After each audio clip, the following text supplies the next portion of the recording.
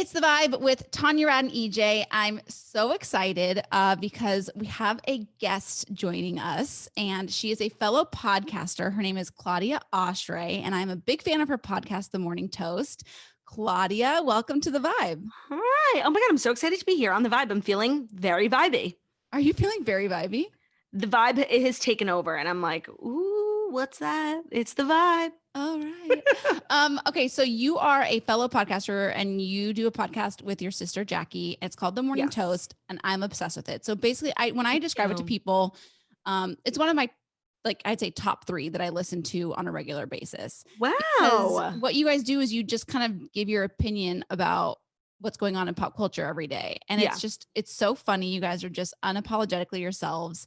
Where did this idea come from and how did you start it?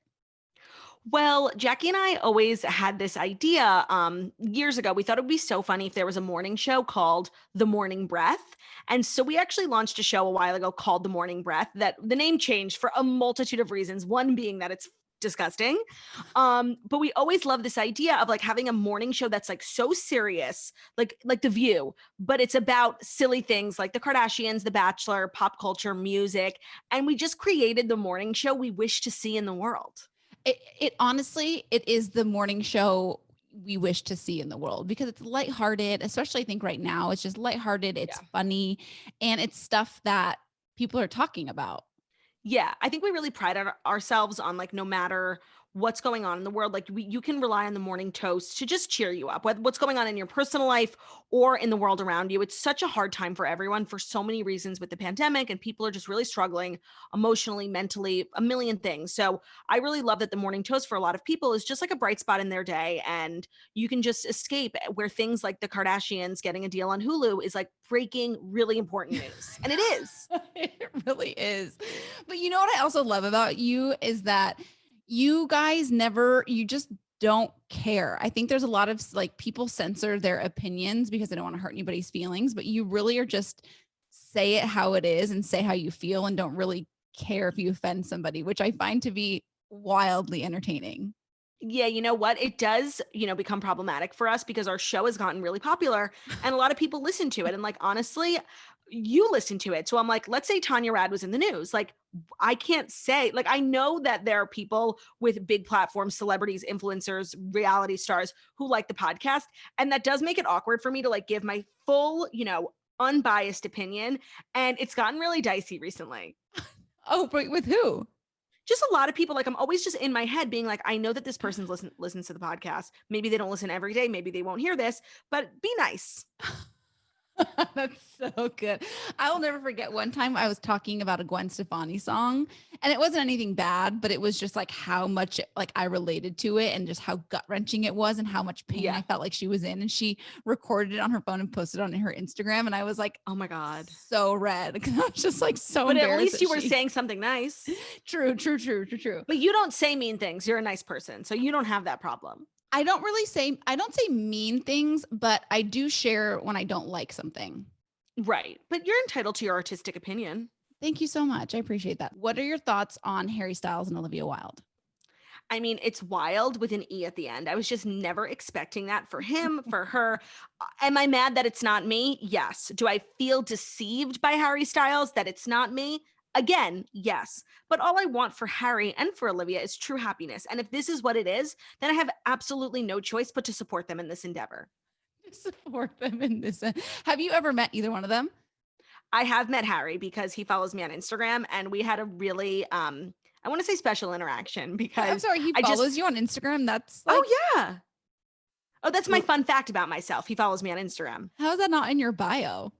I mean, I don't want to like exploit it too much because then he'll unfollow me. Right. You got to play I'm just trying to be cool as a cucumber, But I saw him at Soho House a few years ago and I knew I had to say hi to him. Like it was my only opportunity. I chugged this pitcher of like whatever cocktail we were drinking and I walked over and I saw him looking at me thinking that I was like a fan, which I am. And he like looked away and then he turned his head back around and he was like, Claudia. And I was like, oh, you know my name? And I couldn't speak. I meant to say like, yeah, just wanted to say hi. And what came out was, blah, blah, yeah. Bleh. And it was so awkward and he was so sweet. I was like, I don't want to bother you. Just want to let you know I saw Dunkirk and I thought it was amazing. And I literally had seen Dunkirk the day before and it might have been one of the worst movies I've ever seen in my life. You just straight up lied to him. Yeah, sometimes it's okay to lie. In those Have I ever told situations. you my Harry story? No, what is it? So I interviewed him for this album release party, right? Mm-hmm. I'd never met him before. I was so nervous because I'd never met course. him, and like it's Harry Styles. He's Harry. He's Harry. The interview went so great. He was so kind. He like threw in an extra song in his set because it was my favorite one on the album. He was so Aw. wonderful. Called me after the interview just to say what a great interview. Thank you so much. And just like, you're totally welcome to come to any of my shows. This was obviously pre-COVID, but Do you have his phone number? no, he called me from his manager's phone.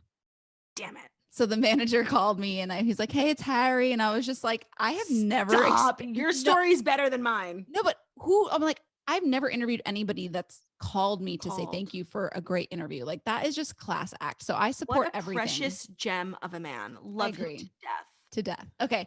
And then I want your hot take on Olivia Rodrigo's driver's license. Are you team Sickening. Olivia? Haven't stopped listening to it on repeat. Love her so much. Watched High School Musical, the series in full after hearing that song. She is so musically talented. She is a queen. Joshua Bassett is the sorry people. And I'm just like, and then the Taylor Swift of it all. Like, this is my dream. Like, in my dream life, like I would have been Olivia Rodrigo in high school. Do you know what I mean? Like I thought that I was, and I thought that I had that much talent, but I didn't. Yeah. Like I am obsessed. I just want only success and positivity for her. I'm obsessed with that song. Like red lights. I think that everybody has felt that. You know what I mean? I think that's why it like is just tugging at people because everybody has felt that pain at some point, and it's just 100%. So raw. And I just like, I respect the hell out of her for just going there. It is such a beautiful song. She's an amazing singer, songwriter, actress, and I stan to the death. Okay. Well, wow. Rave reviews all around. Podcast host, author, Claudia Oshry. You guys might also know her as Girl with No Job on Instagram. And that's the title of your book, Girl with No Job, The Crazy Beautiful Life of an Instagram Thirst Monster. So Yes, this book comes out in a few days. It comes out on January 26th, but it's available for pre-order. So where can everybody pre-order it right now? Anywhere you get books, Amazon, Barnes & Noble, local bookstores, Audible, ebook, anywhere. And how's the pre-order going? Can you monitor that? I get updates every few weeks. Like if it were up to me, I would get them every minute on the hour because I'm just so curious, like which of my marketing promotional tools are working. Yeah. But I get probably once every 2 weeks, mostly from Amazon. Okay. So you have a podcast that's daily. You guys do the morning toast every day. What's the difference between the podcast and the book? That's a good question because I think a lot of people who listen to my podcast every day and have followed me on Instagram for a while are like, I don't know if I need this book. I know everything about this girl. But the book is really, really personal, actually. It's a lot about my childhood, about my family, about college, how I started my career, getting canceled, rebuilding my career in 2018, having to, start from scratch, starting comedy out of nowhere.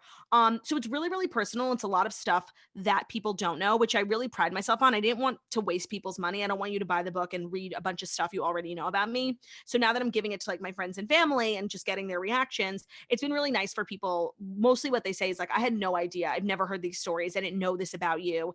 And that makes me feel really proud because that was one of my goals. I didn't want to just sum up my podcast in a book. I'm not doing this for, an ulterior motive. Like I wrote this book because I have a lot to say. And I thought a book was the best medium for that. You know what? I would really like to read your book because I just started following them. I found you through the podcast, through the Morning Toast. And so I wasn't really aware of anything. I hadn't followed you on Instagram before I follow you now, obviously. And I think you're hilarious. But I don't really know much of your history kind of. Yeah. So I'm really interested It's dark.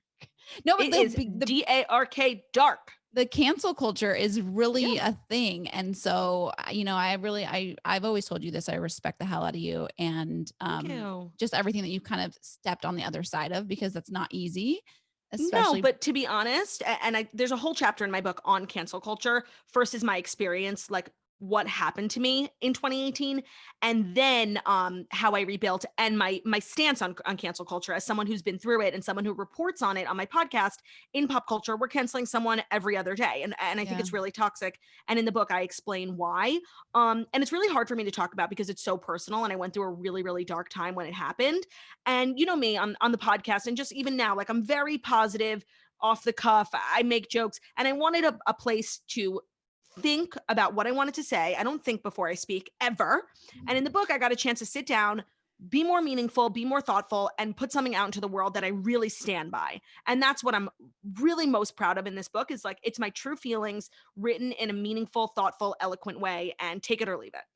No, I honestly, I really respect it a lot because I don't really know. And again, I don't know the details of the whole why you were canceled, but sometimes I'll get whenever I promote you or the podcast, I'll get some DMs of like, Backlash. yeah, and I respond to people all the time, and I'm just like, I don't believe I believe in giving grace, and like people Yeah. make mistakes, and I just think it's so gnarly toxic, just how like Yeah.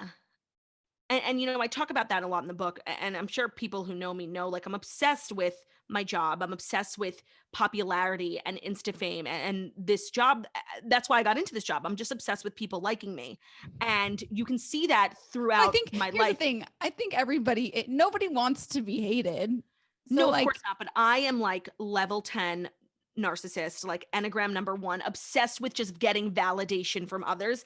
And I always have been that way. Like, and that's why I think the book is important, because I tell the story from the beginning of my life. And you can see this obsession with like Regina George, obsession with popularity in the beginning of my life, all the way up until now. And when your whole foundation is built on that, and then, overnight, you are polarizing, you are controversial. Tanya Rad gets DMs when she engages with you. Like, that is so crushing to your entire self-worth is built on validation from others. And then overnight, you're a complete controversy and your life is so different. That's really hard to rebuild. Beyond rebuilding my business, rebuilding my emotional state, yeah. that's what was the big struggle. Do you go to therapy? Everyone asks me that. And the answer is, I actually recently started around the same time I started writing the book. I started going to therapy. So I'm an Enneagram 1 too. Oh, wow. Yeah, but it's Well, interesting because my whole thing is like Mother Teresa vibes. It's like yeah. I feel this sense of responsibility to like bring hope and like bring like it's like Yeah. this weird. So it's kind of what you were saying, but just like on a different Well, me and page. Jackie took the Enneagram test, and one of us was a 1 and one of us was a 3. And now I can't remember which one I was. So I think I'm a 1, but I also might be a 3. I'm sorry. I need to text Jackie, be like, which Enneagram am I? So when did you start writing the book?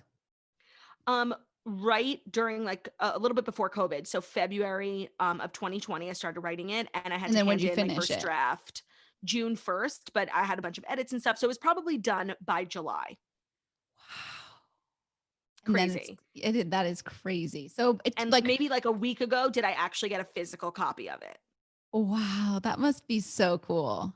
It's so surreal. Like, of all the things I thought I was going to be in this world, I never thought I would be a published author, just because it's such a, real serious thing. And I've always just been like a jokey girl. I make jokes all the time. And I've had a book proposal literally saved in my Google Doc since I was in college and I started this whole thing. I started my entire brand as a blogger, and I was like, I should write a book of blogs. And it never worked out. And I think for so many reasons, I'm so glad that it didn't work out the first time around. And when I kind of resurfaced this book proposal last maybe 2 years ago, I had learned so much more. I had lived, and it's just, I had nothing to say when I was in college, but I thought that I had everything to say. But now hindsight is obviously 2020. And I just think things work out. They always work out for the best. Honestly, you're giving me so much like faith right now because I had a book proposal Hmm. and I was like sent it out and I got just no. I mean all the Me no's. too. And Me too. I was too safe for the non-Christian publishers but too risque for the Christian publishers. So I'm kind of I in this like understand.